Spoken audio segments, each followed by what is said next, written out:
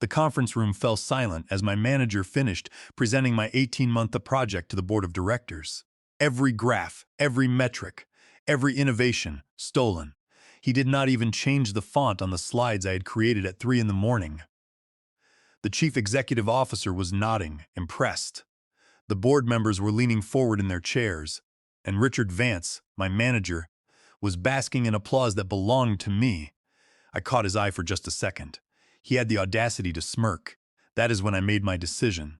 I smiled back, gathered my notebook, and walked out of that room with my head held high. Within the hour, I had cleared my desk, packed my personal items into a single box, and did something I had never done in my 7 years at the company. I turned off my work phone. By Monday morning, that phone showed 89 missed calls from numbers I did not recognize, and 6 from the chief executive officer himself.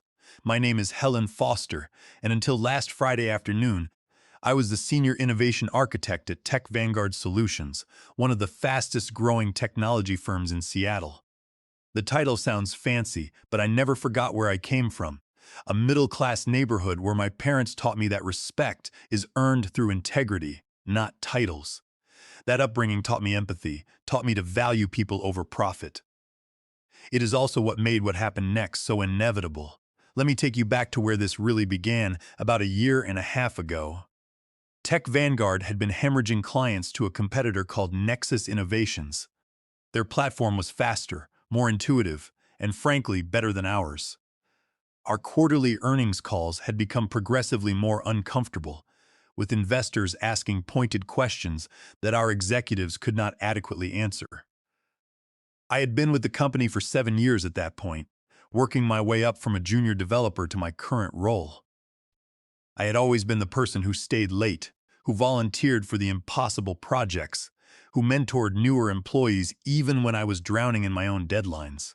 I loved what I did, and I was good at it. During one particularly brutal Monday morning meeting, our chief technology officer, Robert Caldwell, laid out the problem in stark terms. He told us that we were losing market share at an unsustainable rate. Unless we could offer something revolutionary, we were looking at major layoffs by the next fiscal year.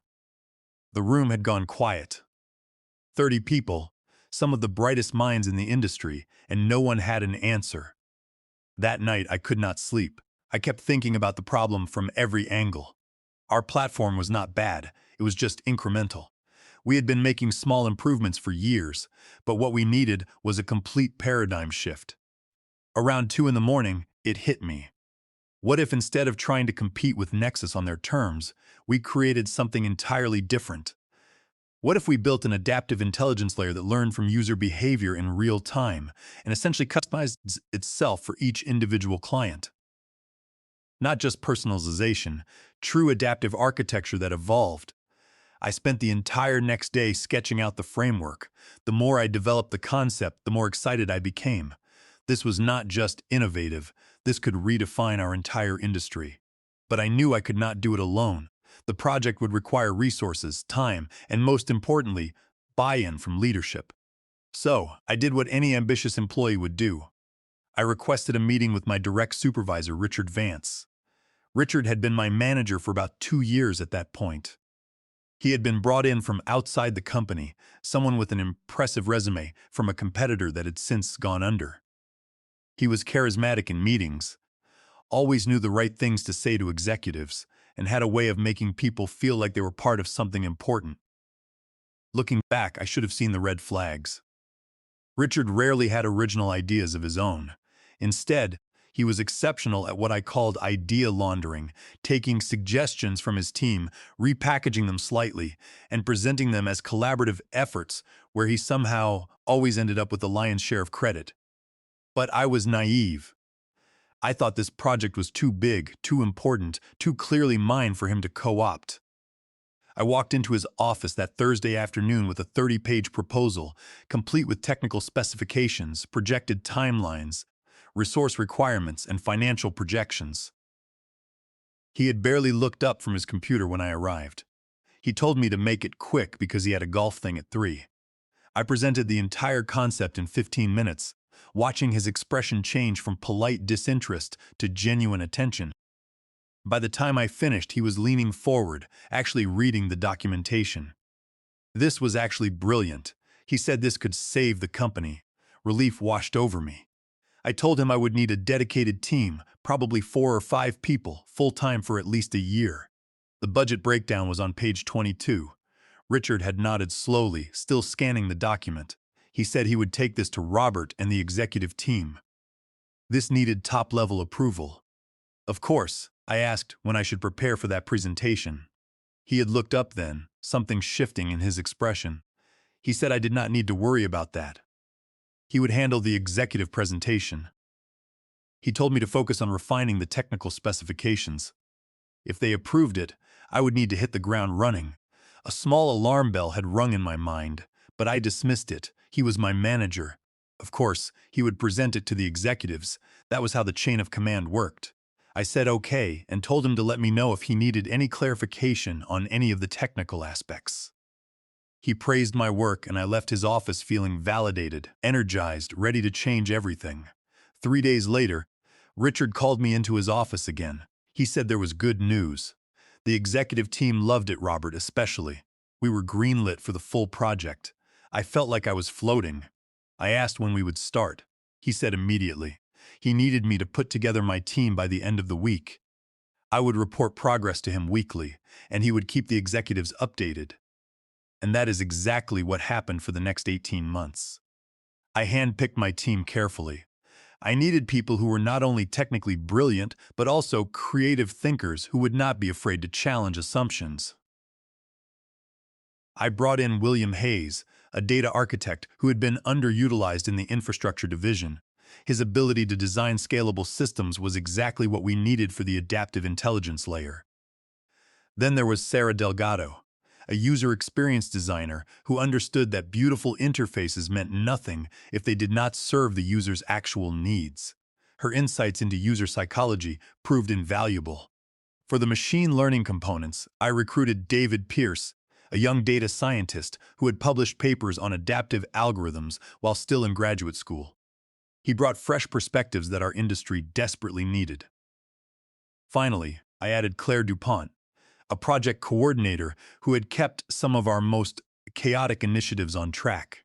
Her organizational skills meant I could focus on the technical vision while trusting that deadlines and deliverables would not fall through the cracks. Together, we became something special. We were not just colleagues. We were a unit working towards something bigger than ourselves. The first 6 months were brutal. We were essentially building something that did not exist, which meant there was no roadmap, no best practices to follow. Every single day presented new problems that required innovative solutions. There were nights when I slept on the office couch, not because anyone demanded it, but because I would be in the middle of solving something and could not bear to lose momentum. My team matched my energy, not because I required it, but because they believed in what we were creating. True to his word, Richard held weekly check-ins with me. I would present our progress, explain the challenges we had overcome, and outline our next milestones. He would nod along, ask a few surface-level questions, and occasionally offer generic encouragement. He would tell me to keep up the good work, and that the executives were very interested in this. What I did not know, what I had no way of knowing, was what was happening in the meetings from which I was excluded. Every week, Richard would take my updates, my team's breakthroughs, and our innovations, and present them to Robert and the executive team as his own strategic vision. He had apparently developed a narrative where he was the mastermind, and I was simply the talented technician executing his brilliant plan. I was completely unaware. I was too buried in the work to pay attention to office politics. My entire world had narrowed to the project, to the problem we were solving, to the solution we were building. Around month 9, we hit our first major breakthrough. David had cracked the adaptive algorithm framework in a way that exceeded even my initial vision. The system was not just learning, it was anticipating. It could predict user needs before users themselves knew what they needed. I had been so excited that I had called an impromptu team meeting at 9 on a Friday night. I asked them if they understood what this meant. I could barely contain my excitement as David demonstrated the prototype. This did not just put us ahead of Nexus. This made everything else in the market obsolete. This was industry-defining. Sarah had actually gotten emotional. She said, "We did it. We actually did it." I reminded them that we were not done yet, though I was grinning. But yes, we did it. The hard part was over. Now we just needed to refine, test, and scale. Claire had pulled out her timeline. She said if we maintained current pace, we could have a beta ready for limited deployment in 7 months. Full rollout 2 months after that. I immediately scheduled a meeting with Richard for first thing Monday morning. This breakthrough deserved immediate executive attention. When Monday came, I walked into his office with my laptop ready to demonstrate what David had achieved. Richard had been on his phone when I arrived, wrapping up what sounded like a personal call. He gestured for me to sit, finished his conversation, then turned his attention to me. He asked what was so urgent. I launched into the explanation, pulling up David's demonstration and walking through what it meant. I had expected excitement, maybe even amazement. Instead, Richard had simply nodded, his expression neutral. He said it was good progress and to keep him posted on the testing phase. I was taken aback by his underwhelming response. I told him he did not understand. This was the breakthrough. This was what made the entire project viable. He interrupted me, his tone slightly sharp. He said he understood, and it was excellent work, but we needed to manage expectations. It was still not deployed, still not generating revenue. He told me not to count our chickens before they hatched. I left his office confused and slightly deflated, but I pushed it aside, telling myself he was just being cautious, managing risk the way executives must. The next 9 months were a whirlwind of testing, refinement, and iteration. We would encounter a problem, solve it, encounter another, solve that. With each challenge we overcame, the platform became more robust, more elegant, more revolutionary. My team was running on fumes and pure belief. We had become so close that we could practically read each other's minds. William would start a sentence and Sarah would finish it. David and Claire had developed their own shorthand communication that sounded like another language. And through it all, I kept Richard updated. Weekly meetings, detailed reports, constant communication. What I also did not know was that during this time, Richard had been systematically positioning himself as the project's creator throughout the company, in executive meetings, in stakeholder updates, in casual conversations. He had woven a story where the adaptive intelligence platform, as we had officially named it, was his brainchild. Some of my team members had heard rumors, had tried to tell me that Richard was taking credit, but I dismissed their concerns. I told them the work spoke for itself. When this launched, everyone would know what we built. The credit would go where it belonged. I was wrong. Month 17 brought us to the beta deployment phase. We had selected 5 mid-sized clients to test the platform in real-world conditions. The results were beyond anything I had projected. Client satisfaction scores increased by 47% within the first month. Efficiency metrics improved by 32%, and most importantly, 3 of the 5 clients increased their contract values voluntarily because they saw such tremendous value in what the platform provided. The internal buzz was extraordinary. Word spread through Tech Vanguard that something special was happening. People I had never met were stopping me in hallways to ask about the project. Robert, the chief technology officer, had even sent me a personal email saying he was hearing great things about the platform's beta and was looking forward to the full presentation. That email should have been my first real clue that something was wrong. Looking forward to the presentation, I had assumed I would be giving it. I had built it. My team had sacrificed everything for it. Of course, I would be presenting it. But I did not ask questions. I just kept working. Month 18 was focused on preparing for full rollout and creating the comprehensive presentation for the board of directors. This was not just an internal update. This was the presentation that would determine the platform's future, the company's strategy, and potentially the trajectory of our entire industry. I had spent 3 weeks crafting every slide, every data point, every visual. I had practiced the presentation so many times I could recite it in my sleep. I had anticipated every possible question and prepared detailed answers. The night before the board presentation, I had finally gone home at a reasonable hour. I had laid out my best suit, prepared my notes one final time, and actually got a full night's sleep. I wanted to be sharp, energized, ready to show the board what we had accomplished. I had arrived at the office at 6:30 that Friday morning, 90 minutes before the 9 o'clock presentation. I wanted time to set up, to do one final run-through, to center myself. At 7:15, Richard had appeared at my cubicle. He told me there was a slight change of plans for this morning. I looked up from my laptop, where I had been doing a final review of the technical specifications, and asked what kind of change. He said he would be delivering the board presentation. The words had not immediately registered. I had actually laughed, assuming it was some kind of joke. I told him it was a good one, but seriously, I wanted to get into the boardroom early to test the display setup. His expression had not changed. He said he was not joking. He would be presenting to the board. My role would be to attend as technical support in case there were detailed questions. The floor had seemed to drop out from beneath me. I told him I built this, my team built this. I created every slide in that presentation. He said I did excellent work, his tone maddeningly calm. But board presentations were strategic, high level. They required a certain finesse. He said I was a brilliant technician, but this required executive presence. I stood up, my hands actually trembling with the effort of maintaining my composure. I asked him about executive presence. I had been with this company for 7 years. I had presented to stakeholders and clients as well. He interrupted me, his voice now carrying an edge of authority. He said the decision was made. This came from Robert. The executive team felt it was appropriate for the department head to present major initiatives. I told him to let me present with him, to co-present. I knew every technical detail. He shifted to a tone almost pitying. He told me I needed to understand how these things worked. I did the technical work and it was appreciated, but the strategic vision, the business case, the executive positioning, that was leadership work. That was his work. He said my contribution would be acknowledged. The word had felt like a slap. I had opened my mouth to argue further, but something in his expression had stopped me. This was not a discussion. This was not even really an explanation. This was him informing me of a reality that had already been decided. He told me he expected me in the boardroom at 8:45.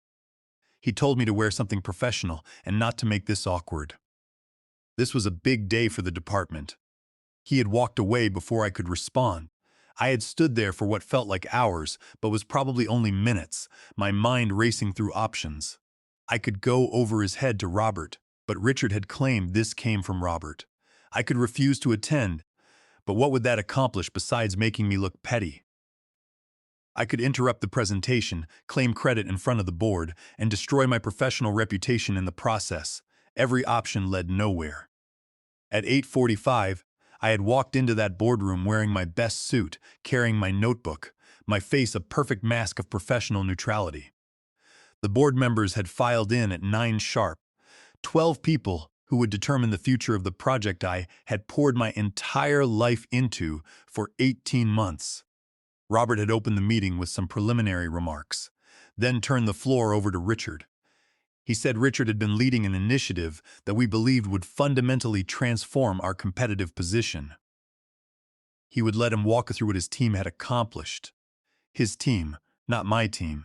And then Richard had begun presenting, using my slides, using my data, using my words, my frameworks, my vision, everything I had created at 3 in the morning and during weekends, and through countless nights when I had chosen this project over sleep, over relationships, over everything else in my life. He presented it flawlessly. He had clearly memorized the entire thing. He anticipated questions. He spoke with confidence and authority about technical details he barely understood. And he never once mentioned my name. He talked about our approach and the strategy we developed. And when we designed this framework, every "we" was carefully vague, implying his leadership without explicitly lying, but never once acknowledging that I had been the architect of every single element he was describing. 45 minutes into the presentation, one of the board members, a woman named Beatrice Lynn, who had a reputation for cutting through nonsense, had asked a pointed technical question about the adaptive algorithms learning framework. Richard had hesitated for just a fraction of a second, then turned to me. He asked me if I wanted to field that one, Since I handled the technical implementation, all eyes had turned to me. I had felt the weight of that moment. I could answer the questions simply and let this charade continue. Or I could tell the truth, could explain that I had not just handled the implementation. I had created the entire concept, designed every framework, led every breakthrough. I caught Richard's eye. That same smirk from earlier had been there, barely visible, daring me to make a scene, confident that I would not. And in that moment, something had crystallized for me. I had spent 7 years being the good soldier, the team player, the person who put her head down and did excellent work, and trusted that excellence would be recognized and rewarded. And here was my reward, watching someone else wear my accomplishments like a borrowed suit while I sat in the corner, acknowledged only when a question was too technical for him to fake his way through. I smiled, closed my notebook, and gave the most concise technical answer possible. I provided nothing more than what was asked. No elaboration, no passion, just pure information. I stated that the adaptive learning framework utilized a nested neural network architecture with real-time feedback loops. Specific technical documentation was available if they needed deeper detail. Beatrice had nodded, satisfied, and Richard had smoothly continued. The remaining 30 minutes had been torture. Every slide felt like a theft.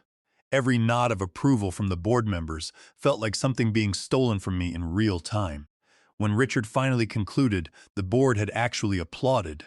Robert had stood up, shaking Richard's hand, and said words I would never forget. He said this was exceptional work.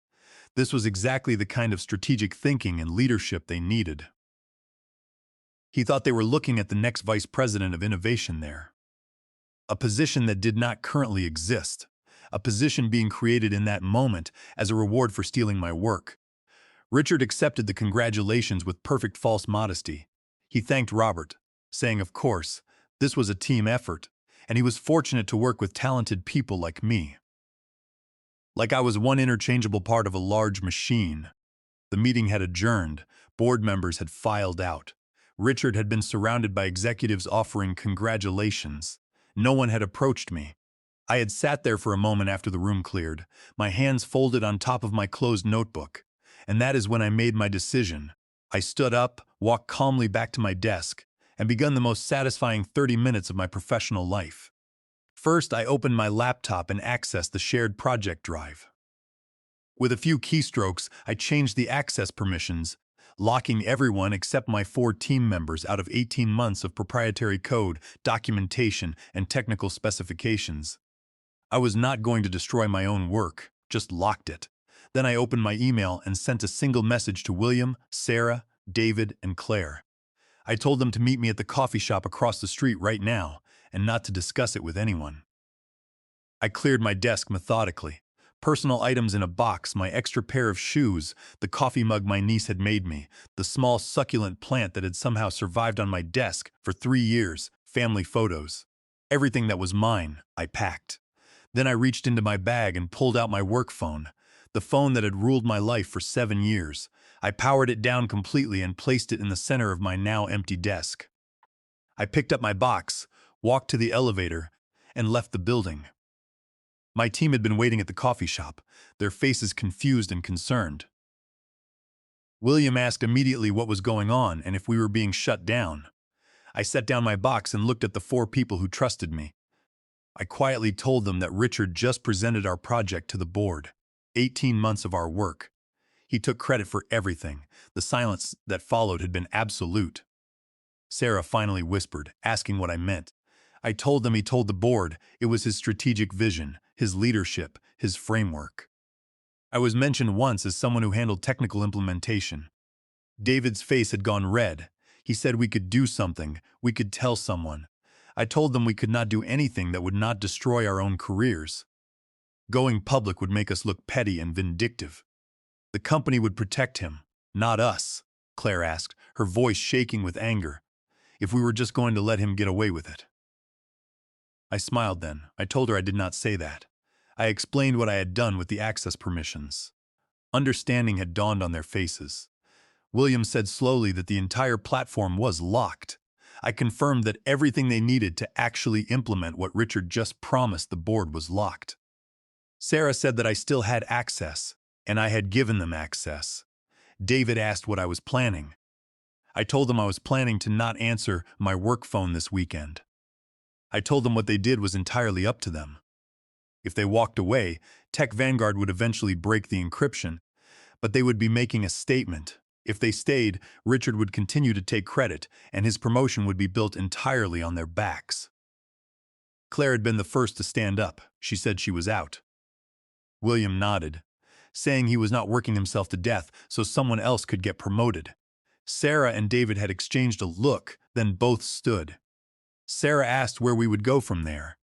That is when I told them about the email I had received 3 months earlier from a headhunter representing Quantum Dynamics, one of the fastest-growing tech companies in Silicon Valley. They had been interested in discussing a director of innovation position with me. I told my team I was going to return that email and suggest they might be interested in talking to a complete team that just built something revolutionary. They chose to jump. We spent the rest of Friday afternoon drafting a joint email. By free evenings, we had all received responses requesting interviews for the following week. I had gone home that night feeling lighter than I had in months. I had taken a real weekend. I had left my work phone turned off. Monday morning, I woke up naturally at 8:30. I checked my personal email to confirm the interview schedule. That is when curiosity got the better of me. I turned on my work phone. The notification sounds had been almost comical. When it had finally settled, I looked at the screen. 89 missed calls from numbers I did not recognize. 6 missed calls from a number saved as Robert Caldwell. 12 missed calls from Richard's direct line. 48 text messages. 63 emails marked urgent. I sat there with my coffee, scrolling through the carnage. The first messages from Friday afternoon had been professional. By Saturday morning, it brought barely concealed panic. By Sunday, the messages had been a mix of threats and pleading. Richard had clearly spent his entire weekend trying to access the locked files, getting increasingly desperate as he realized everything he just promised the board was completely inaccessible. He had apparently escalated to Robert, claiming that I had sabotaged the project. I poured myself another cup of coffee and composed a single email response. Not to Richard, not even to Robert, to Human Resources, with Robert copied. I formally submitted my resignation from Tech Vanguard Solutions, effective immediately. I stated I would not be responding to phone calls or informal communication attempts. I attached a formal resignation letter. Then I sent a separate email, this time only to Robert with Richard copied. I explained that regarding the adaptive intelligence platform project files, I implemented security protocols to protect proprietary work product. I offered to provide access credentials as part of a formal knowledge transfer process, contingent on several non-negotiable terms. I demanded appropriate recognition of project contributions, full exit compensation, neutral reference letters, and all discussions to be conducted through official human resources channels. I noted that further access to my expertise beyond this single meeting would require a consulting contract at standard industry rates of $300 per hour. Robert called my personal phone 3 times that morning. Each time I let it go to voicemail. Finally, around noon, my email pinged. He asked to meet that afternoon at 3 in his office. I responded that I was available provided Human Resources was present, and the meeting was formally documented. He confirmed. I arrived at exactly 3 wearing jeans and a casual sweater. I was no longer an employee trying to impress anyone. The Human Resources representative was waiting in Robert's office. Robert started diplomatically, saying there had been some significant miscommunication about Friday's presentation. He claimed Richard's intention was not to ignore individual contributions. I smiled politely and said my resignation stood. Robert leaned forward, calling me a valued member of the organization, and urged me not to make a rash decision. I assured him it was not rash. He asked what it would take to resolve the situation. A promotion? A raise? I said none of those things. I reiterated my terms. He called my consulting rate excessive. I pulled out my phone and offered to show him comparable industry rates. His jaw tightened, and he brought up the company's legal recourse, throwing out terms like intellectual property theft and breach of contract. He warned that locking them out of the files could be considered a serious legal issue. I had expected this. I calmly explained that the work was done as an employee and it remained on company servers. I had simply implemented security protocols, which were actually recommended in our own information technology security guidelines. I was offering a professional exit process. I added that if the company preferred to pursue legal action instead, such as claiming intentional infliction of emotional distress or asserting a non-compete clause, the discovery process would be very interesting. It would require documenting who created what when, and I had 18 months of documentation showing my creation and leadership. Robert asked if I was willing to blow up my career over this. I told him I was starting a new one where my contributions were valued, and that several of my team members were doing the same. The realization hit him. The entire team was walking away. The platform was about to become impossible to deploy. He asked what I wanted.